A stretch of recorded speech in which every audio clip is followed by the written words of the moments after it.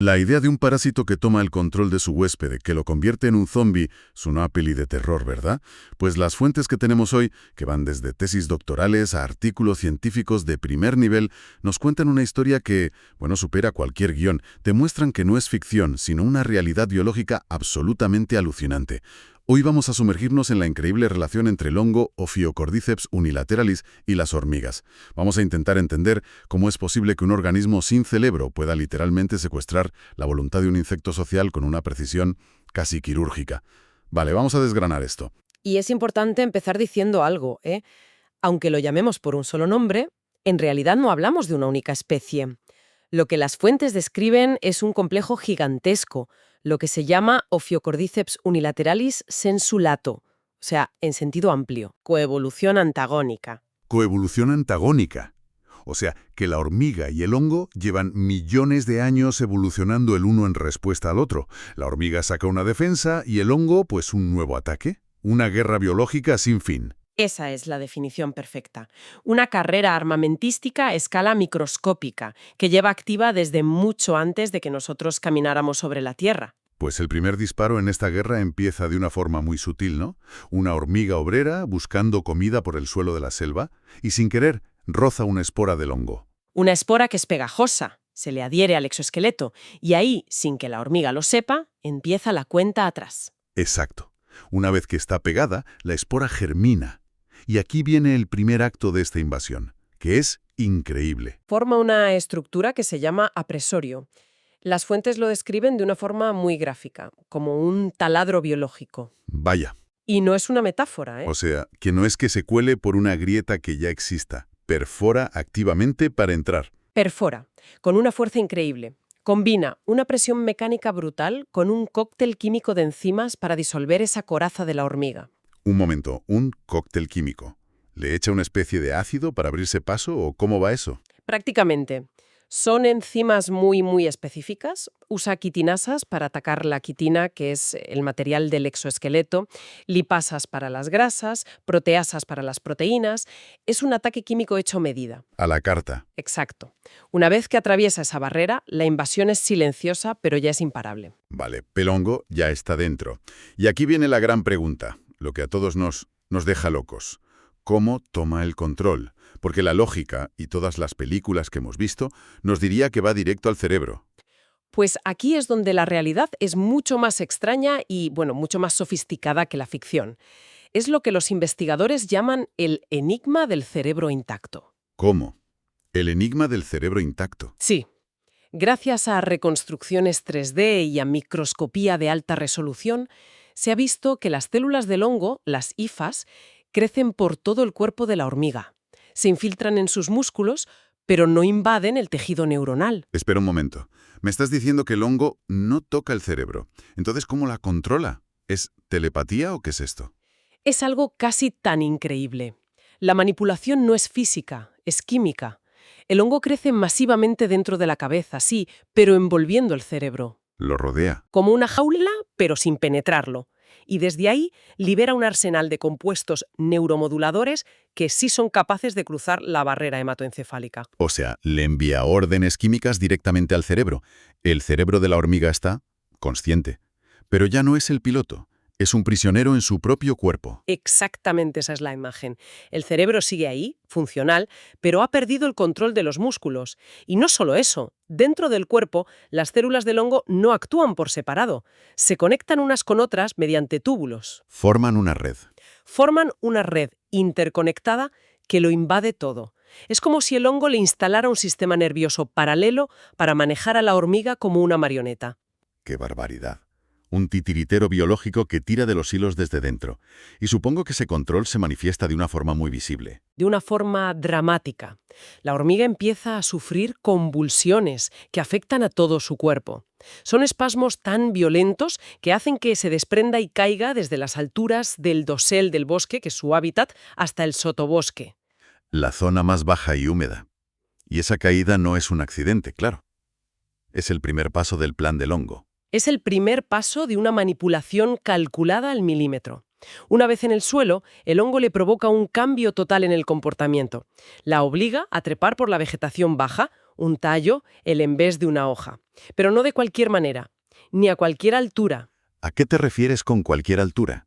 A que los estudios de campo citan mediciones de una precisión asombrosa. De media, la hormiga trepa hasta una altura de 25,2 centímetros sobre el suelo. 25,2 centímetros. Pero eso es increíblemente específico.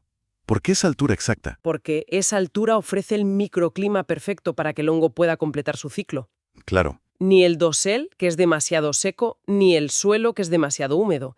Esa franja tiene la combinación exacta de humedad, entre el 94 y el 95%, y de temperatura, entre 20 y 30 grados. Los experimentos son claros. Si mueves un cadáver de hormiga de esa altura, el hongo no se desarrolla bien, o muere. Es decir, la hormiga no solo es secuestrada, sino que la convierte en una especie de sensor medioambiental andante, que busca las condiciones perfectas para su verdugo. Y entonces, cuando llega a ese punto exacto, llega el acto final. El más icónico, la mordida de la muerte. El death grip. La hormiga clava sus mandíbulas en el nervio de una hoja o en una ramita y ya no la suelta. Nunca más. Se queda fija ahí, esperando la muerte. ¿Y esa mordida es solo un espasmo final o hay algo más? Hay una fisiología muy concreta, sí. El hongo provoca una atrofia masiva de los músculos, pero se ceba especialmente con los de la mandíbula. Los bloquea. Los deja fijos. Pero, además, desata el golpe de gracia químico. Empieza a secretar metabolitos que devoran un aminoácido esencial, la leucina. ¿Y qué hace la leucina? Es crucial para la síntesis de proteínas y sobre todo para la reparación muscular. Al eliminar la leucina del cuerpo de la hormiga, el hongo se asegura de que no haya ninguna posibilidad de que esos músculos se reparen o se relajen. Hace que la mordida sea irreversible. Absolutamente irreversible. El insecto muere anclado, convertido en la plataforma de lanzamiento perfecta para la siguiente fase. Es una precisión aterradora. Y me hace pensar si es tan específico en cómo mata, es igual de específico en a quién mata. ¿O cualquier hormiga que se cruce con una espora está sentenciada? Esa es la clave de todo. Y no, en absoluto. La mayoría de las investigaciones apuntan a la hipótesis de una especie de hongo por una especie de hormiga. La manipulación es un mecanismo tan ajustado a nivel molecular que cada especie de hongo ha coevolucionado para ser un especialista en un único huésped. ¿Y tenemos pruebas de eso? ¿De esa especificidad? Sí, hay un estudio que lo demuestra de una forma muy elegante. Los investigadores cogieron esporas de un hongo que normalmente infecta a la hormiga Camponotus castaneus. Vale. Y las inyectaron en varias especies. Y descubrieron algo fascinante. El hongo podía matar a especies cercanas como Camponotus pennsylvanicus, pero solo era capaz de manipular el comportamiento de su huésped natural. A las otras simplemente las mataba. Las mataba, pero sin el ritual de la escalada y la mordida. O sea que el software de control mental solo funciona en el hardware correcto. La razón tiene que ser química, ¿no? Puramente química. El hongo reacciona de forma diferente a los cerebros de distintas especies. Cuando se encuentra con su huésped natural, y solo en ese caso, empieza a producir un cóctel muy particular. Se ha detectado un enriquecimiento de sustancias como el ácido guanidinobutírico o GBA y la esfingosina. Esos nombres suenan bastante serios. Lo son. Y lo más sorprendente es que ambos compuestos son conocidos por estar implicados en enfermedades neurológicas en mamíferos. No me digas. ¿Sí? En la degeneración de neuronas motoras. Es como si el hongo, tras millones de años, hubiera dado con la llave química exacta que encaja en la cerradura neurológica de una sola especie de hormiga. Le provoca una enfermedad neuromuscular a la carta. A pesar de esa especificidad, uno de los artículos menciona que constantemente se describen nuevas especies de este complejo. En la Amazonía, en México, la diversidad es enorme. Enorme. Y en constante evolución. Incluso se han encontrado infectando a hormigas que no son las típicas carpinteras, como las del género Cephalotes. Esto nos dice que esta carrera armamentística sigue muy, muy activa. Entonces, la pregunta es obligada. Si el hongo es tan eficaz, ¿están las colonias de hormigas condenadas a desaparecer? ¿Cómo sobreviven? Afortunadamente para ellas, no están indefensas. Han desarrollado estrategias muy eficaces, sobre todo a nivel colectivo. El concepto clave aquí es inmunidad social. ¿Inmunidad social? Como un sistema inmunitario, pero de toda la colonia. ¿Y cómo funciona? De varias maneras. La primera es el aseo mutuo, lo que se llama allogrooming. Las hormigas se pasan el día limpiándose unas a otras. Ah, claro. Si una tiene una espora pegada, es muy probable que una compañera se la quite antes de que pueda germinar. Es la primera línea de defensa. La higiene como arma. Tiene todo el sentido. Luego está la evitación. Las hormigas forrajeras aprenden a reconocer y a evitar las zonas de cementerios de hormigas. Donde se acumulan los cadáveres. Exacto. Pueden incluso alterar sus rastros de feromonas para desviar al resto de la colonia de esas zonas de alto riesgo. Vaya, es un comportamiento social muy complejo. ¿Y qué pasa si, a pesar de todo, una hormiga se infecta? Ahí entra la defensa más drástica, la higiene del nido. Si una hormiga empieza a mostrar comportamientos erráticos como las convulsiones, ¿Sus compañeras lo notan? lo detectan, la identifican como una amenaza, la apresan y la transportan por la fuerza lejos, muy lejos del hormiguero. Es brutal, pero salva a la comunidad. Una defensa social a 3 niveles. Prevención, evitación y, bueno, expulsión. Pero la historia tiene otra vuelta de tuerca. Porque según una de las fuentes, el parásito también tiene sus propios enemigos, ¿no? Exacto. Y este es un elemento crucial para el equilibrio. Existen los hiperparásitos. Parásitos del parásito. Justo. Hay otros hongos, como los del género Polycephalomyces, que son especialistas en atacar al Ophiocordyceps. ¿Y qué le hacen exactamente? Pues lo que hace este hiperparásito es básicamente castrar al hongo zombi. Cuando el Ophiocordyceps ya ha matado a la hormiga y empieza a sacar su cuerpo fructífero para liberar esporas, el hiperparásito crece sobre él, formando una capa que le impide físicamente liberar esas esporas. Lo neutraliza. ¡Qué maravilla! El enemigo de mi enemigo, precisamente. Se estima que en algunas zonas hasta un 55% de los hongos zombies pueden estar infectados por un hiperparásito. Esto reduce drásticamente la presión sobre la colonia y permite que coexistan. Sin estos reguladores, el Ophiocordyceps podría ser tan letal que acabaría exterminando a sus propios huéspedes. Y asimismo, claro. Por supuesto, es imposible hablar de esto sin que a todo el mundo le venga a la cabeza la saga de videojuegos y la serie de The Last of Us, que utiliza precisamente al Cordyceps como el origen de una pandemia humana. Es una premisa de ciencia ficción fantástica, y hay que reconocerle el mérito de haber puesto a estos hongos en el mapa para el gran público. Ha hecho que millones de personas se interesen por la micología. Pero desde un punto de vista científico, ¿qué posibilidades hay de que algo así ocurra? Las fuentes son bastante claras. Es extremadamente improbable. Hay varias barreras biológicas que parecen infranqueables. La primera y más obvia es la temperatura. Claro, nuestra temperatura corporal es mucho más alta.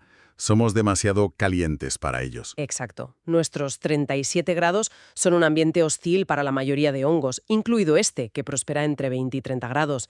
Segundo, nuestro sistema inmunitario es infinitamente más complejo que el de una hormiga. Y tercero, supongo que volvemos a la especificidad de la que hablábamos antes.